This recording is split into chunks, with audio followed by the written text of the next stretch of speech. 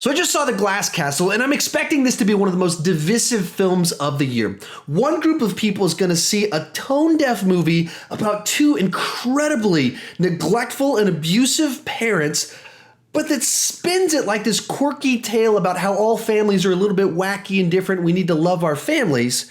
And the other group of people is going to see one of the best portrayals of the cognitive dissonance and confusion inside of people that have grown up in dysfunctional families that still love them. So let's talk about it.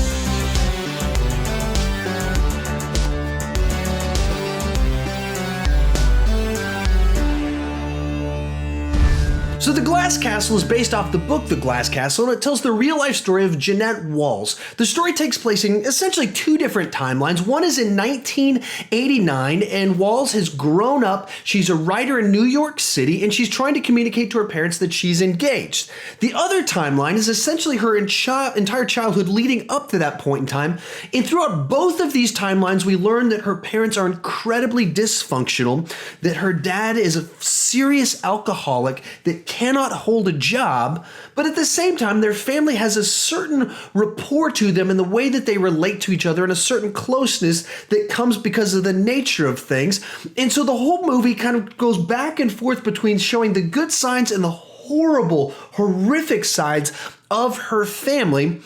And the movie feels a little bit like someone telling the quirky stories about their dysfunctional and abusive childhood with kind of this sense of humor to it. And you're hearing it and you're very uncomfortable with it because what they're saying is horrific, but they're saying it with kind of a nostalgic tone to it. And so that makes for a very odd movie-going experience. But it's one that I understand what they were going for, both in the author and what they were doing, what they were trying to do with the movie. But at the same time, I can understand why this movie's getting wildly different reactions from people. So just looking at some of the reviews that are on Rotten Tomatoes right now, Scott Menzel wrote this: "The Glass Castle isn't an easy watch, but it is easily one of the best films of the year." And he gave it a 9 out of 10. Now, right above this, Maria Reinstein said, "Instead of a triumphant tale about perseverance, we get a glossed over love letter to the joys of quirky, hippy-dippy parenting." And then one of my actual buddies on YouTube, she wrote this: "I just saw the worst movie of the year. Get ready for Angry Rachel, hashtag The Glass Castle." And then when I got out of the movie, I talked to my friend about it, who was also in the screening. And essentially he said, this is the most tone-deaf movie I've seen all year. And then he essentially talked about how the movie keeps showing you how awful these parents are. And then it shows how quirky and fun the family is. And I totally understand both of the reactions that you saw in all of this, of how you could perceive this as the best movie and the worst movie. So with that said, I'll go into my thoughts on the good and the bad in this, and also kind of give you some personal reflections from experience on this. So talking about the good, the performances all around are really good. And that's part of what makes this movie so tricky, is that Woody Harrelson can be so likable and he can be so much fun in certain points and so horrific in other scenes that you just get pulled so dramatically back and forth. And it's all drastically back and forth. And it's all based around his performance of how he captures the complexity of this person that could be so likable and so awful at the same time. And likewise, you get the complexity of the daughter in Brie Larson's portrayal as someone that seemed to clearly respect and really enjoy her dad, but didn't respect him in other senses and thought he was horrible and had to get away from him. But the complexity of the emotions, and you just see as she's trying to deal with this throughout the movie. Likewise, you just have to talk about how the movie just has a blunt, honest portrayal of what dysfunction is actually like and what it looks like. And having been in it, my dysfunction myself, some of this was really difficult to watch because it was so true to things I'd actually been through my own life, or people I've had in counseling sessions where I've talked with them about what's going on in their life, and the incredible complex nature of family, love, and trying to deal with those emotions with people that are horrible and horribly dysfunctional. And what do you do in all of that? And it portrays that incredibly well. Painfully well.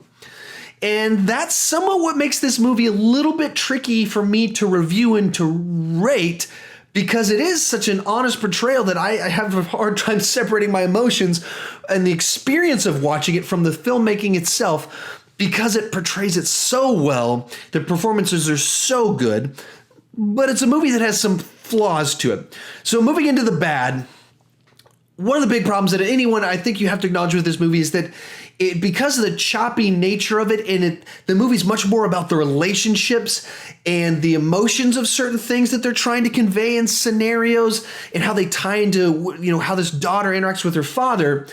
It introduces all sorts of plot points and ideas, and it just kind of glosses over them, like without any concern over the fact of, all right, where's their money coming from, and does he have a job, and are they starving, and all sorts of questions that are really important that it doesn't address really at all. It just kind of throws it out there that he doesn't have a job and there's no food, and then we move on to the next thing, and as it ties to their relationship between the characters. And so there's some choppiness in there where you're not really sure what you're supposed to focus on. And likewise, the story tries to tie in certain things in the two timelines of her in the 1989 timeline with her childhood, and have some reveals, and her have a character arc in the present that doesn't necessarily work, because it gives it kind of a too sentimental, Hallmarky type bow tie on the end of this movie, with a story that's done a really good job to that point in time of the movie of presenting the unevenness and the rough edges of life, and how nasty and inconsistent it is. And it's not a neat tied up bow the way the third act of this movie tends to go. But where this movie is going to lose an enormous number of people is the tone, in that the movie starts off, and very early in the movie, something happens to Jeannette Walls as a little girl, and the way her mom handles it, and the way her dad handles it, and the way they handle all the people around them in this opening scenario involving cooking in the kitchen, and where this leads, you know immediately that these are horrible parents, just terrible. And you go straight from their terrible parents to they go on wacky fun adventure, and then you're like, okay, well, they're kind of likable and they're kind of fun. And so it moves in such a way that a lot of people are just going to be immediately put off by that. And I totally understand why. And the whole movie is like that. And every time that you're like, this guy's despicable, it moves to something else where like, oh, he's kind of fun. And that was interesting. And then it goes back to he's a monster. And then it goes to here's why he's the monster, and he's trying to work on it. And then we go back to the whole movie. And certain people are going to lose the mom and the dad right out of the gate. And so then the movie's just this brutal story of like, no, stop trying to convince me they're good parents. Stop trying to convince me they're good people. They're horrible and they're awful. And that's where the tone of it is. It's really tricky to understand this movie if you don't process tragedy and dysfunction the way the author does so. So to move in more of a personal direction with this, and the reason this movie is difficult for me to rate and review, and why I understand where the director and the author were going with all of this, is that I grew up in a highly dysfunctional household where my father was an alcoholic, who lots of things were going on in my household that was dysfunctional, and he eventually drank himself to death by the time I was 20 years old. And then as I grew into adulthood, for a while, I never drank alcohol, and then eventually found myself as an alcoholic for 3 or 4 years, up until about a little over a year ago is when I stopped drinking. And so as I watched this movie, I filter it through the experience of how have I processed my own failures, my own struggles, the incredible dysfunction of my own childhood, and the way that I would have been in scenarios where I've been joking around with people about my childhood and things that, as I look back on it now, it's like those are incredibly tragic stories that I was telling with a lighthearted tone to it, because that's how I processed my childhood. And other times I can think of times where I've been joking around with other people with very dysfunctional childhoods, and people around us were very uncomfortable as we were telling some of this stuff because of the tone of it, because there's often this strange disconnect in the way that you process through your childhood when it's dysfunctional. And you can have a nostalgia for your childhood, a love for family members, while at the same time viewing what they did as horrible and in no way endorsing what they did. And there's a disconnect in all of that. And as I said, my own dysfunction as an adult and my own struggles with addiction, I can honestly say that perhaps Woody Harrelson's character in this movie is the movie character I've resonated with the most of all time. Not the neglect, not that he couldn't hold a job, but all sorts of other aspects of the way he was. I watched it and I was like, this is too close to who I am. And there's a scene in it where Brie Larson describes her father towards the very end of the movie, and it was like something my wife would say about me. And so as I watch this movie, I watch it more connecting with the author and what they're trying to do with it in processing the dysfunction of life. And if you've never been in that dysfunction, if you've never been in this type of dysfunction, you watch it and you just see a tone-deaf movie. You see someone telling a quirky tale about their wacky dad that didn't feed them. And I don't think that's what it is. And I totally understand why you see that. And I'm not going to try and convince you. Otherwise, I'm not going to try and convince you should like this movie or anything else. But I will say, if that's your interpretation of this movie, if that was your takeaway from this movie, I would say that this movie gives you a glimpse into some people's minds. I don't want to speak for anyone besides myself, but I know ways that I have processed the dysfunction of my own life to other people and tried to communicate it to other people, my feelings towards my upbringing, my family, and my father, and the weirdness that was all the horrible that he did, and all the fun that he could be, all the ways in which he was this incredibly brilliant man, and all the ways that he was so unwise and foolish in his failings.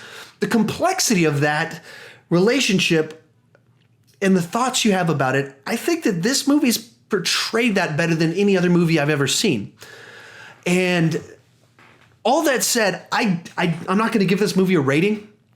At the moment, it would feel distasteful actually for me to do that. But I would say that it's a movie that has done things better than any other movie has done for me. And I've resonated with the lead character. Unfortunately, the lead character is a horrible human being, but I've resonated with him possibly more than any other character in a movie ever, which is a very weird thing to say. Maybe too vulnerable of a thing to say. Certainly, I've always fed my kids and all the weird abuse stuff. That's not side to it. But other aspects of him certainly resonated with me and felt like this is much too much like me. So, yeah, I can't make a recommendation. I can't give you a rating on this movie, but that's a lot of thoughts, and giving you my thoughts on it as someone that lived through this sort of thing. Not to the extremes. I always had food growing up, but certainly the dysfunction of watching someone play this sort of thing out and having lived it in my own failings.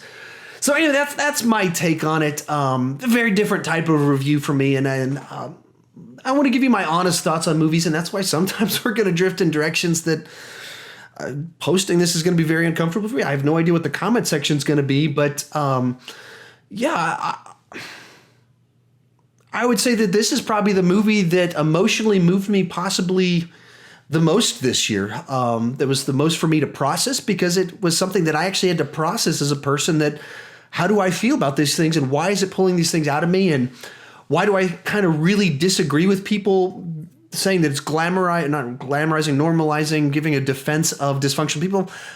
Because I don't see it that way, but I can totally understand why you would. It's getting a little bit rambly. Obviously, it's a little bit more of a personal story than a full-out movie review.